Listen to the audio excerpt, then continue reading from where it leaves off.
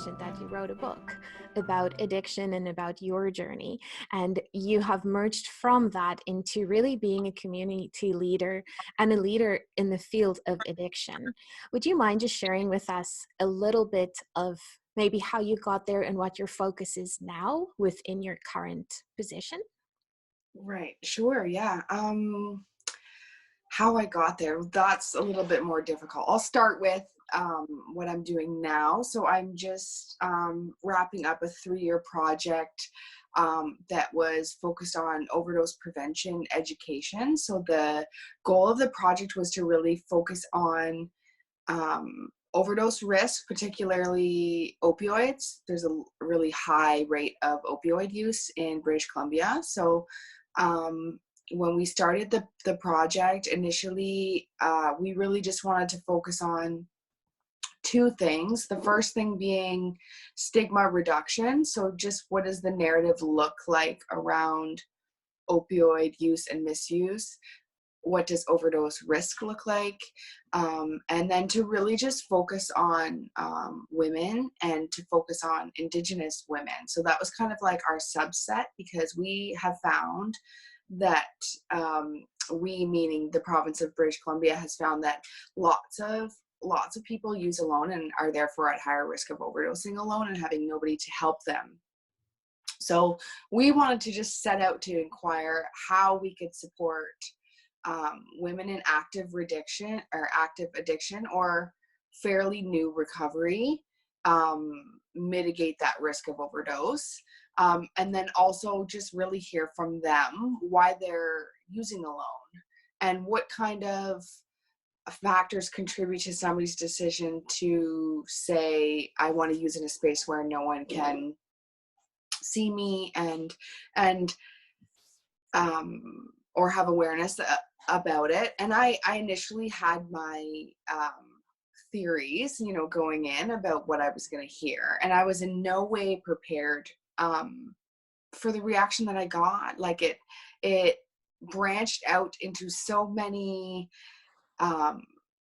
different storylines, so many related variables. It just became this very big, complex story, and a lot of them had similarities, and a lot of the stories were very different depending on where the women came from and their life experiences and things like that. So it's been a very interesting project. And of course, the other half was, how do service providers receive women who are struggling with active opioid addiction, and what are some of the barriers? So we really wanted to look at like both sides of the coin to really explore he said, she said, and kind of uncover how it's supporting or negating what the other person is saying. So it was a very enlightening project. We're actually wrapping up. This is the final year. So we were going into the last fiscal portion before COVID hit.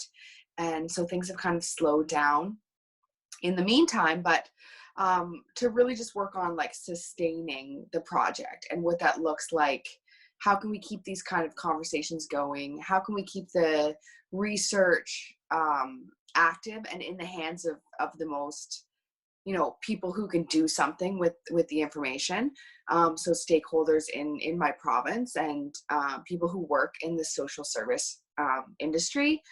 And so, yeah, just developing the sustaining action grant portion, but mainly like, the most kind of enlightening experience and heavy experience was engaging the women and hearing from them. And so it was a qualitative kind of project. So I interviewed a bunch of women, and so a lot of it was really founded on building those relationships, because obviously like the trust thing, and not everyone is comfortable sharing their story, a very personal story, traumatic at times, and so it just taught me a lot about building relationships and patience and transparency on my behalf. And I think, just to touch on how I got here, I think my own experience with addiction and walking through that really helped me, because I, in a way, understood what the women needed,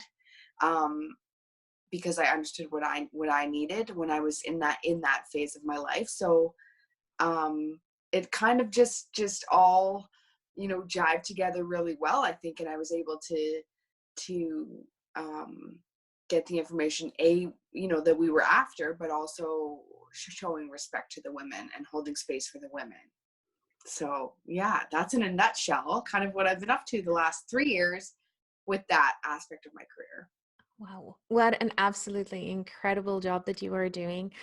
It's one of those where, it's really making a difference. So thank you so much for doing that. And I'm sure, sometimes it's probably not the safest environments that you find yourself in. It could be very emotionally draining for yourself as well. So, we really appreciate that. And I think if we can uplift all the communities, the world will be better. So thank you. Thank you for that. Now, are you able to share with us some of the themes that, not to be specific, but you said there were certainly some similarities. And the reason I ask that is maybe people now are struggling with the same thing, being isolated, being at home. What are some of those, similarities within the community that you found? Why are they using, right? Hmm. I would say the biggest, most prominent one was probably 90, I'd have to get like the numbers right now, but probably like 90, almost 94% of the participants in the project stated in so many words that, and a lot of them said like the exact same phrases when we went back and like transcribed all the notes, but I don't know, like lots around emotional regulation, a lots around emotional intelligence. So phrases like, I don't know what I'm feeling, and I don't know what to do with what I'm feeling.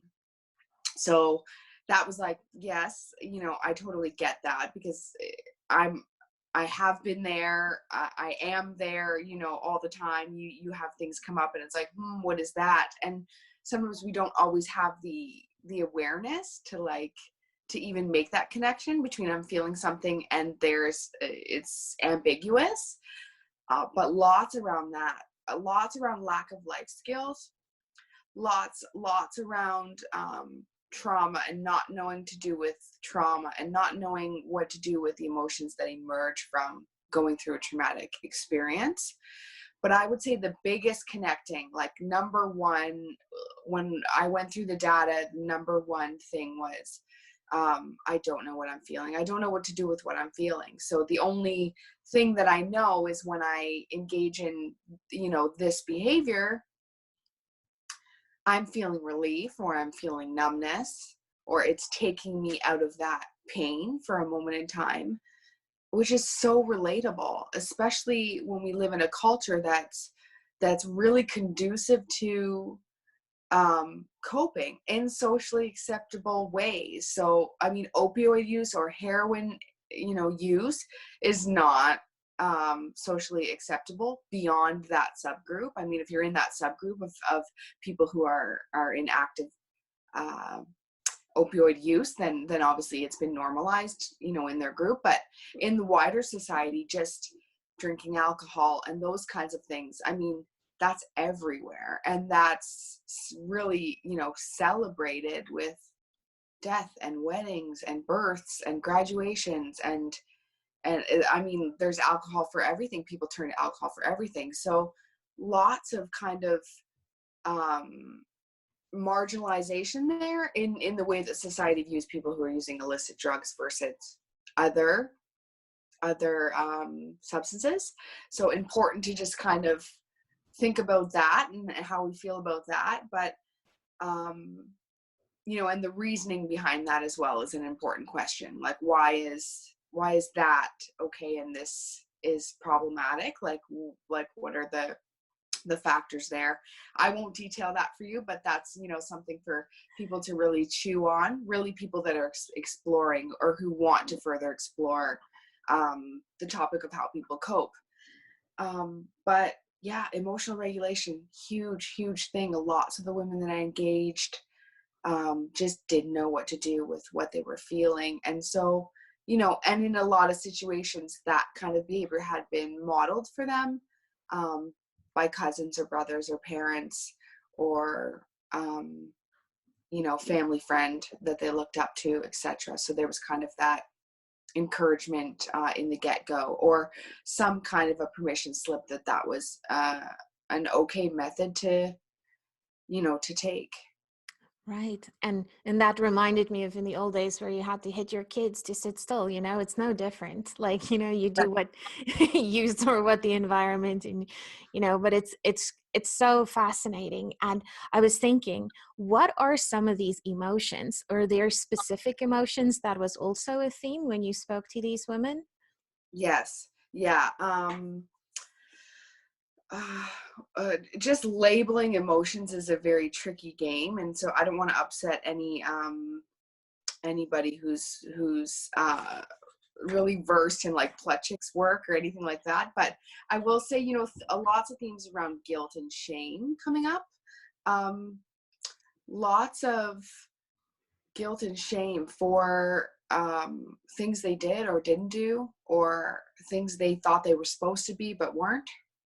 And embarrassment. I mean, a lot of women said, I'm embarrassed of my addiction and I don't want my elders or the older people in my family, I don't want to bring shame to them. So I have guilt around it. And I heard that a lot about people wanting to hide. And that's why they used alone, because they felt like they were doing the family or their community a disservice. That was really common in Indigenous communities.